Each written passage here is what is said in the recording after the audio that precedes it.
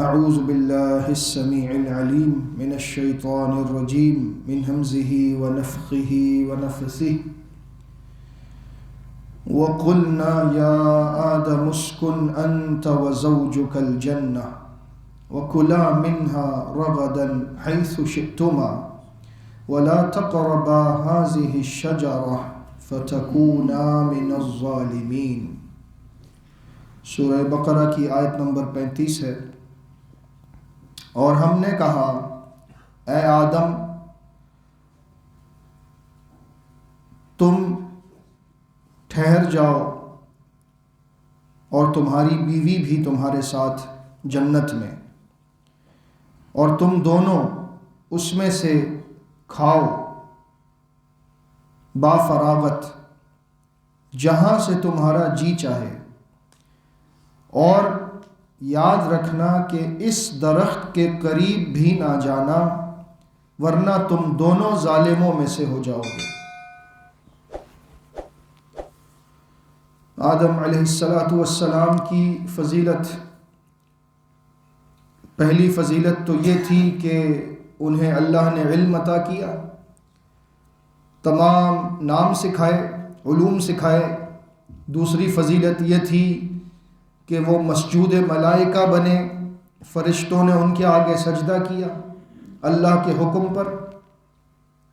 اور تیسری فضیلت ان کی کہ جب انہیں تخلیق کیا گیا اور یہ مرحلہ گزر چکا تو پھر انہیں جنت میں داخل کر دیا گیا۔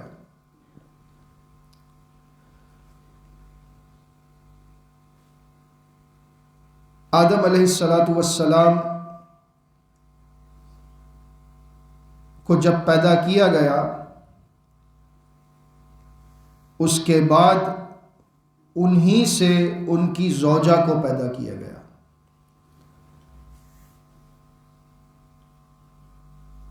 نبی کریم صلی اللہ علیہ وسلم نے اس کا مختصر حال بتایا کہ انہیں آدم علیہ السلام کی پسلی سے پیدا کیا گیا، صحیح بخاری کی حدیث ہے۔ اور اسی حدیث میں آگے چل کر ہمارے لیے بھی نصیحت کی گئی کہ پسلی کا سب سے ٹیڑھا حصہ اس کا بالائی حصہ ہوتا ہے۔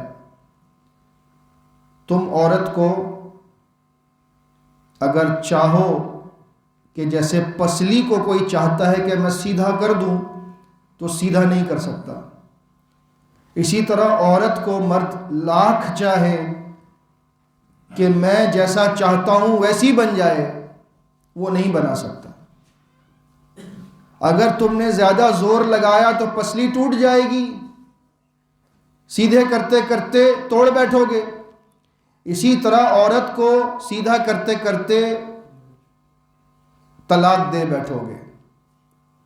اس لیے عورت جیسی میسر آئی ہے، ہاں اس کے اندر کوئی دینی قباحتیں نہ ہوں تو پھر اگر اس کے اندر کوئی اور معاملہ نظر آتا ہے جو پسند نہیں ہے تو اس کو صبر کے ساتھ، تحمل کے ساتھ، اس کے ساتھ اچھائی کے ساتھ وقت گزارنا ہے۔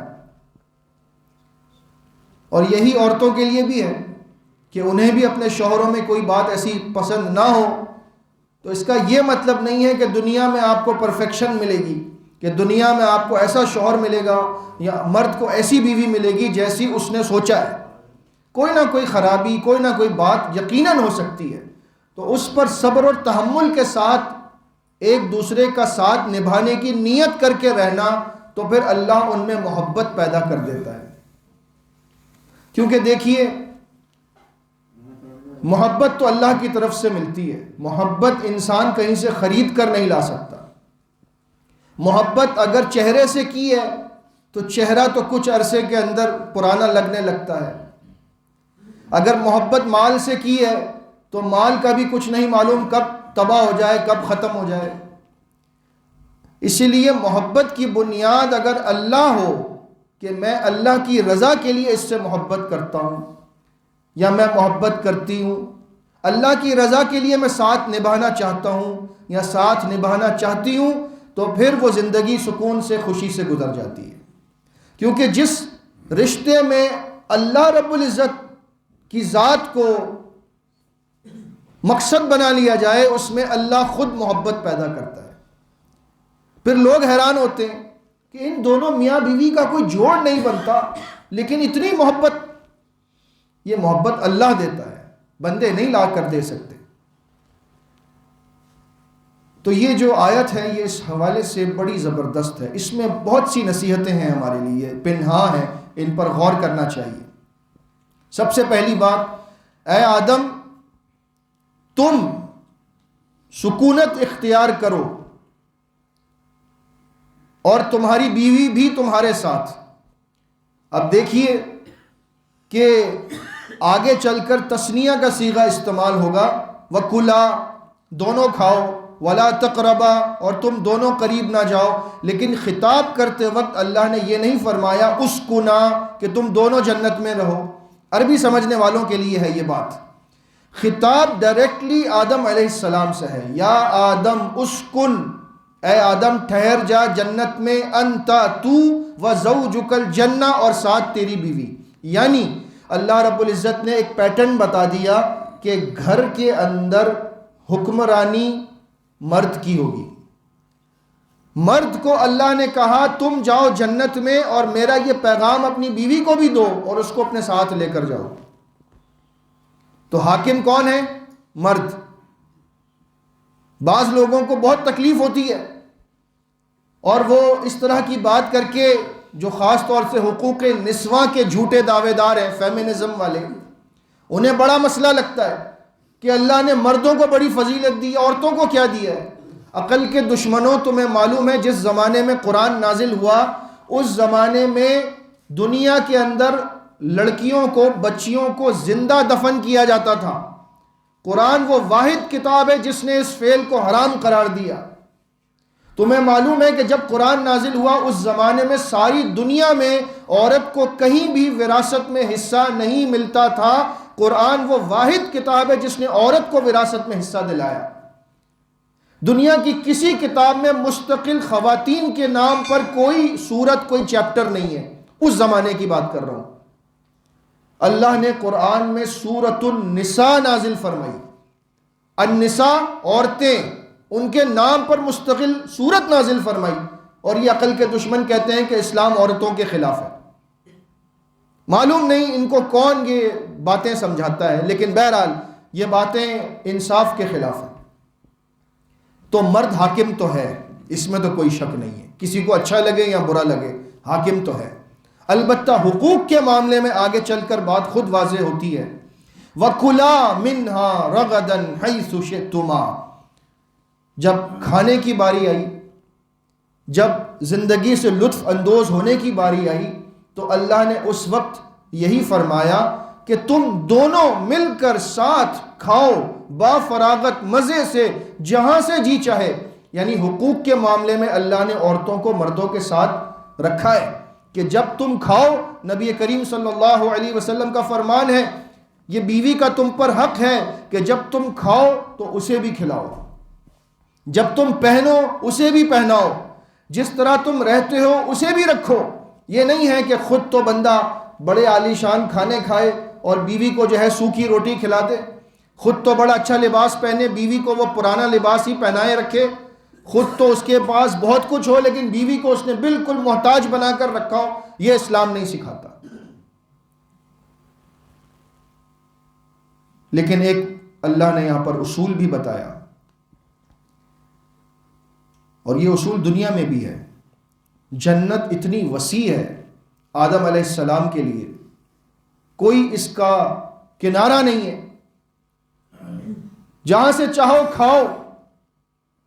پھلوں کی ایک ایسی تعداد ہے اور ایسی اقسام ہے کہ جس کا کوئی حساب و کتاب نہیں ہے، لیکن وَلَا تَقْرَبَا هَٰذِهِ الشَّجَرَةَ، دونوں کو بتایا، کیونکہ جب بات اللہ کے حکم کی ہوگی تب بھی دونوں برابر ہیں۔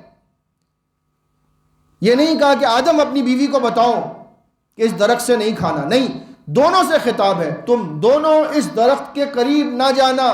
کیوں؟ کہ اس میں دونوں برابر ہیں۔ وہ کیسے؟ کہ اگر شوہر اللہ کے کسی حکم پر عمل کرنا چاہے لیکن بیوی اس کو عمل نہ کرنے دے تو گھر کا نظام خراب ہوتا ہے. اگر بیوی عمل کرنا چاہے لیکن شوہر نہ کرنے دے تو گھر میں پھر خرابی آتی ہے. بہت سے شوہر آپ کو ایسے ملیں گے جو اپنی بیویوں کو مجبور کرتے ہیں کہ میں تمہیں پردہ نہیں کرنے دوں گا. تم نے کیسے پردہ کیا؟ ہمارے خاندان میں پردہ نہیں کیا جاتا.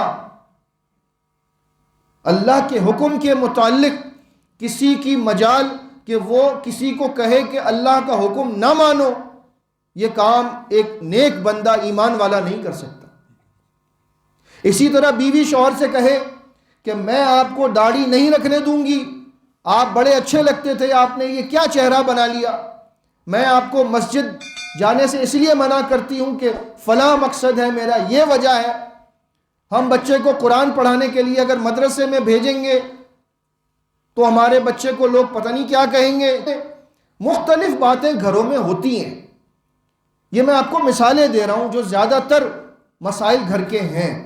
اللہ نے دونوں کو فرمایا کہ تم دونوں اس درخت کے قریب نہ جانا، دونوں برابر ہو اس مسئلے کے اندر، دونوں مل کر یہ کام کرو کہ جو جنت ہے اس میں سے کھاؤ، اور دونوں ہی اس درخت کے قریب نہ جانا. یعنی دنیا کے اندر جو اللہ کی نعمتیں ہیں ان کو کھاؤ، ہمارے لیے اس میں سبق ہے، لیکن جو اللہ نے حرام قرار دیا اس کے قریب دونوں ہی نہ جانا، کیونکہ ایک بھی چلا گیا تو دوسرا اس کے ساتھ جائے گا. بات سمجھنے کی ہے. اگر شوہر کسی گناہ میں ملوث ہوتا ہے تو بیوی کی خاموشی اسے اس میں ملوث رکھتی ہے، اور اگر بیوی کسی غلط کام میں چلی جائے تو شوہر اس کو اگر نہ سمجھائے تو پھر وہ اس سے کیسے نکلے گی. تو دونوں کا ایک بڑا اچھا گہرا تعلق بنتا ہے شریعت کو گھر میں نافذ کرنے کے حوالے سے، اور اپنی زندگی میں سکون لانے کے اعتبار سے، اور اپنے بچوں کی اچھی تربیت کے حوالے سے. یہ دونوں مل کر گھر میں بچوں کی تربیت کرتے ہیں. ماں اپنے بچوں کی تربیت کرتی ہے جب شوہر گھر میں نہ ہو، اور شوہر آ کر خبر گیری کرتا ہے کہ بچوں نے نماز ادا کی ہے، بچوں نے آج قرآن پڑھا ہے، بچوں نے آج کوئی ایسا کام تو نہیں کیا جو برا ہو. پھر بیوی اس کو سچ سچ بتاتی ہے، اور اس طرح سے گھر کا نظام اللہ کے دین کے مطابق چلتا ہے. لیکن جہاں پر بیوی چھپانا شروع کر دے کہ بیٹیاں پردہ نہیں کرتی، لیکن شوہر کو یہی بتایا جاتا ہے کہ میری بیٹیاں بڑی پردے دار ہیں، اور ماں نے ان کو اس بات پر لگایا ہے کہ جب والد آئے تو تم سب کے سامنے پردہ کر لیا کرو، ویسے کوئی پریشانی کی بات نہیں ہے. تو آپ سوچئے ایسے بچوں کی نفسیات کیا ڈیولپ ہوگی کہ وہ یہ سوچیں گے کہ ہمیں جو کچھ کرنا ہے اپنے والد کو دکھانے کے لیے کرنا ہے، اللہ تعالیٰ کی رضا تو ختم ہو گئی. یہ وہ مسائل ہیں جو گھروں کے مسائل ہیں آج کے. میں اسی لیے بتا رہا ہوں کہ ان آیات میں ہمیں سبق لینا ہے، صرف قصہ نہیں ہے، واقعہ نہیں ہے کہ بس سنا اور کہا بہت خوبصورت واقعہ تھا، اس سے سیکھا کیا ہم نے، یہ ہمیں سمجھنا ہے. اپنے بچوں پر نظر رکھیں، نمازوں کی پابندی کروائیں. بچہ آپ کے انتظار میں ہے کہ ابا ہاتھ پکڑ کر مجھے مسجد لے کر آئیں گے، کیونکہ وہ نہیں آئے گا، آپ اس کو لے کر آئیں گے. بہت سے نمازی ایسے ہیں جو اپنے نماز کے پابند ہیں، لیکن بچے گھر کے ان کے پابند نہیں ہیں، کیونکہ وہ ان کو لے کر نہیں آتے. مسجد کے ماحول سے محبت دلوائیں، قرآن سے محبت دلوائیں، اور اس کے لیے پہلے آپ کو خود کرنا ہوگا. ایسا شخص جو اپنی اولاد کو کہے چلو نماز پڑھو، اور خود وہ اولاد کے سامنے بیٹھا ٹیلی ویژن پر وقت ضائع کر رہا ہو اور اذانیں ہو رہی ہوں، اور وہ بچوں سے کہے جاؤ نماز پڑھو، تو پھر اولاد ایک حد تک تو اطاعت کرتی ہے جب تک وہ چھوٹی ہے، لیکن جب وہ بچے بڑے ہوتے ہیں تو وہ باتیں کرتے ہیں کہ آپ خود تو آتے نہیں ہیں، آپ ہمیں کہتے ہیں. تو سب سے پہلے خود اپنے آپ کو بدلنا ہے، اس کے بعد بچوں پر حکمرانی ہوتی ہے آپ کی، تب آپ کی بات مانی جاتی ہے. بالکل اسی طرح سے ماں کو بھی چاہیے کہ اپنے گھر میں دین پر عمل کرے تاکہ بچے اس کو دیکھ کر سیکھیں. اس طرح سے گھر میں سکون ہوگا، برکت ہوگی، رحمت ہوگی. حالات کتنے بھی خراب ہوں اللہ تعالیٰ آپ کو خزانہ غیب سے عطا کرے گا انشاءاللہ. اس میں جو الفاظ ہیں وَلَا تَقْرَبَ هَٰذِهِ الشَّجَرَةَ، اس درخت کے قریب نہ جانا، اس میں اور بھی تفصیل ہے، ہم اس پر انشاءاللہ کل بات کریں گے. اللہ تعالیٰ ہم سب کو اپنے گھر والوں کے ساتھ، بچوں کے ساتھ دین پر خالص طور پر مستحکم طریقے سے عمل کرنے کی توفیق عطا فرمائے. آمین. استغفر اللہ استغفر اللہ استغفر اللہ.